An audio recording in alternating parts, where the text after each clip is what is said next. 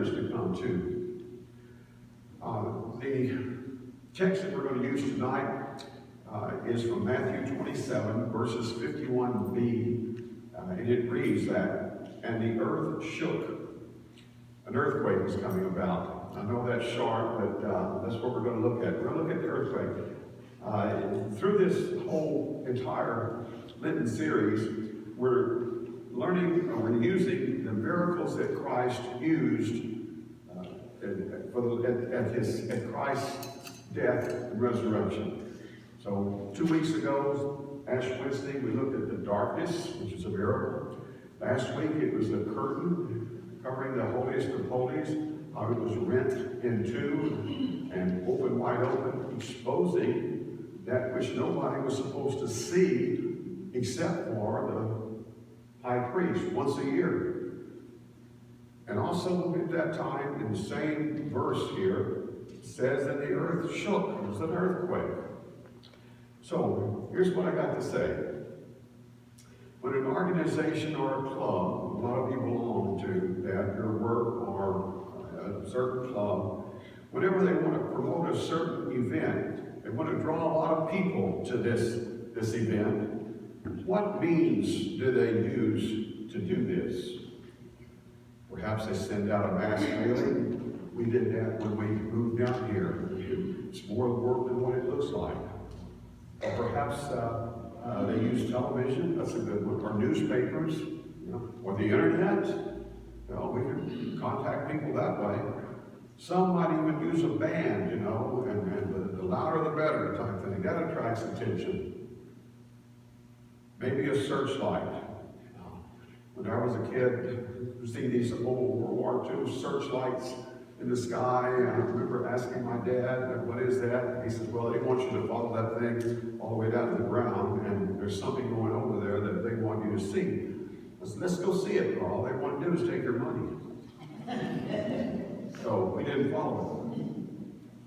What means does God use to draw people to His Son, especially to His death on the cross for the sins of the world? What would He use? Balloons? The internet? He doesn't do that. He uses miracles. No advertising company can match that, because only God does miracles.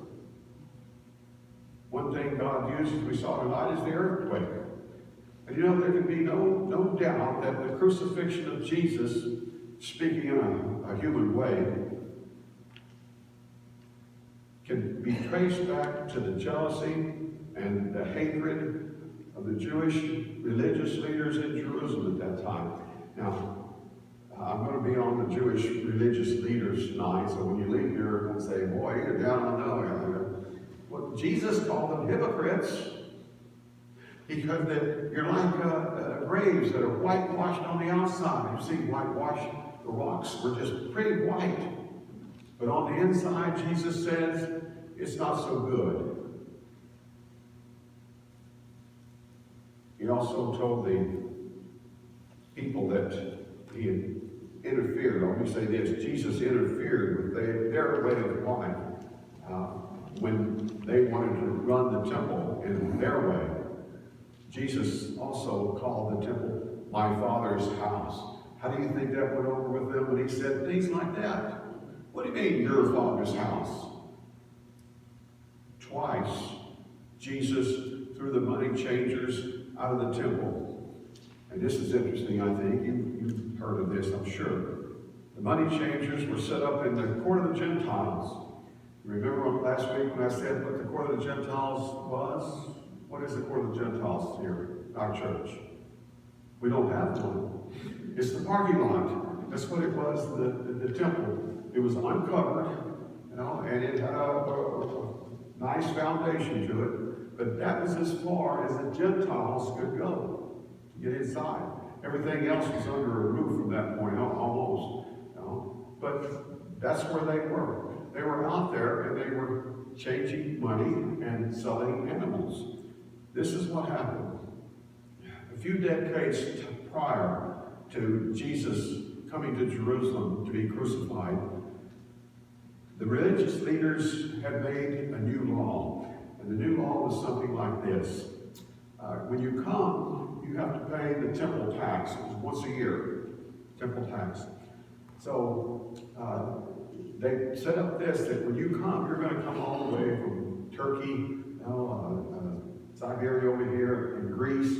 Now you're Jewish, but you're coming here for the one important event a year, the Passover. When you get here, you're going to have Roman coins, or you may have Turkish coins or something like that. But when you get here, we've got an exchange set up here, kind of like a bank. You give us your Roman coins, your Greek coins, and we'll give you the Hebrew coins. And with your Hebrew coins, you can purchase these things. Now, they would set up these tables and say, here I have this much money in Roman coins. How much are you going to give me in Hebrew money? They would give them an amount, but it was always a little bit lower. The excess goes to the religious leaders.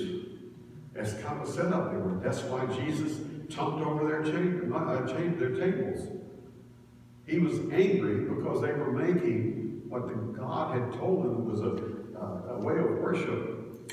Was they were turning it into there's a money-making deal here. So when you had your Hebrew coins, if you did not have an animal when you came, and who wants to bring an animal all the way from Greece or Turkey, or even from Nazareth, 90 miles from Nazareth. So you get there and you go and you buy an animal, also in the court of the Gentiles. We've got some nice animals here. This one, this little lamb, came all the way from Galilee, but he didn't walk. We put them all in the back of the wagon and they rode down here. They are excellent animals to sacrifice. Got a good deal for you. So you bought an animal, and that's the animal you used. You paid the temple tax, and we all know who they were making money out of this. I say Jesus did this twice. I think if you look in Luke, you'll find that he dumps the money changers' tables over first Passover during his ministry, and in this that we're talking about today was the second one, 2 years later.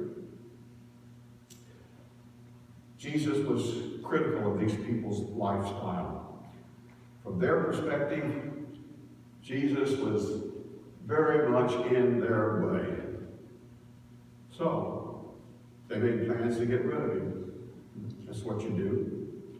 The Jewish leaders, I'm sure, were blinded by their hatred and their jealousy, their fear of losing their power, and foolishly believing that Jesus' death would be the end of him. So they arrested him. Secretly, of course. We don't want anyone else to find out about this. They had a mock trial, as it's called, in the early hours of the morning. The trial was held with the members of the Sanhedrin. Remember last week we said there were 70 members of the Sanhedrin, made up of 70 members. They were usually chief priest or just the priest. So they go in the middle of the night and rouse these people up, saying, we've got an important thing here. Get up, come on. So they take a vote. Jesus is found guilty. He was taken to Pilate. Pilate delivered Jesus over to be crucified. And certainly up to this moment of Jesus' death, the Jewish leaders must have felt that their plans were going very well. We're going to get rid of this guy. So Jesus will soon be silenced. He's going to be out of our way for good. God steps in with a different plan. There were a number of miracles, like the darkness, the tearing of the curtain, the earthquake, the splitting of rocks, the opening of the graves, and a man, I'm just living here. Here's this knock at the door, and he goes to open it, and he says, Uncle Ruth, you died last week. We buried you. What are you doing here? It must have been a rather intense time for these people to start witnessing these things. And they were all related. They're all occurring at the very moment of Christ's death. Think about it. That curtain tore. The darkness started at noon all the way till 3 o'clock. The earthquake came at Jesus' death. And all these other, the graves opening. All that at his death. And big if here, if the Jewish leaders thought that they could cover up these miracles, they were sadly mistaken. And we look at what God did. Those miracles do not stop there with Jesus' death. After the crucifixion, he kept on performing miracles.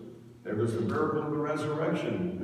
We call it 3 days, but it's really time by our clock, about a little over a day and a half, yes. The disciples had been demoralized by his crucifixion, but now they were rejuvenated by his resurrection. And the resurrection of Christ had a profound impact on getting the word about Jesus out in the process of drawing people to him. That's what God wants. And we'll draw people to what is going on. There were the miracles at Pentecost just a few days after the resurrection. At first it was that wind-like sound.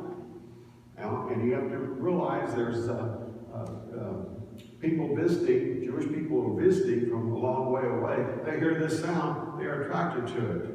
I'm reminded of when something happens in the street up here, it is all full of people, and the front door, about 4 or 5 people run over there and see it, and then they see it, and about 15 or 20 run over there and see it. You're way back here, and you see this happen, you're going to run over there and see what's happening too. That's what's happening here with the Pentecost.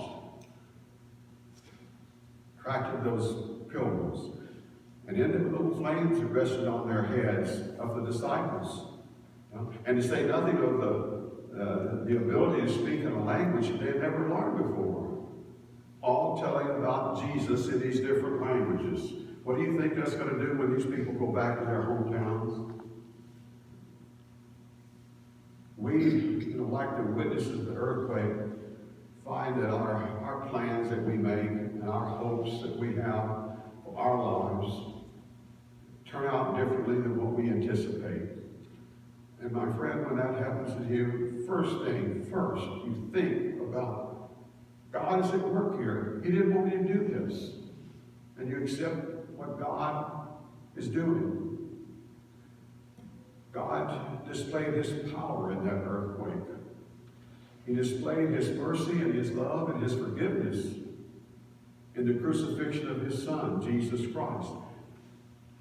And he displayed his power and his mercy and his love and forgiveness because he cares for you.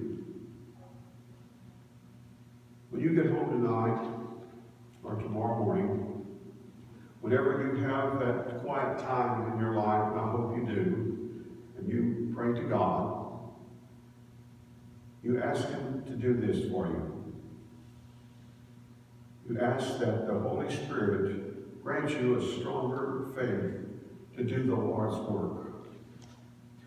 And he'll do it. He'll not only hear you, he will do it. And I was mentioned to say that you'll be doing his work without even knowing that you're doing it until seconds or a minute pass, or maybe even the next day. He's going to hear you, he's going to grant it, and you will see it happen. Amen. And now may the peace of God, which passes all understanding, keep your hearts and minds through faith in Christ Jesus. Amen. We stand as we profess our faith by the Apostles' Creed.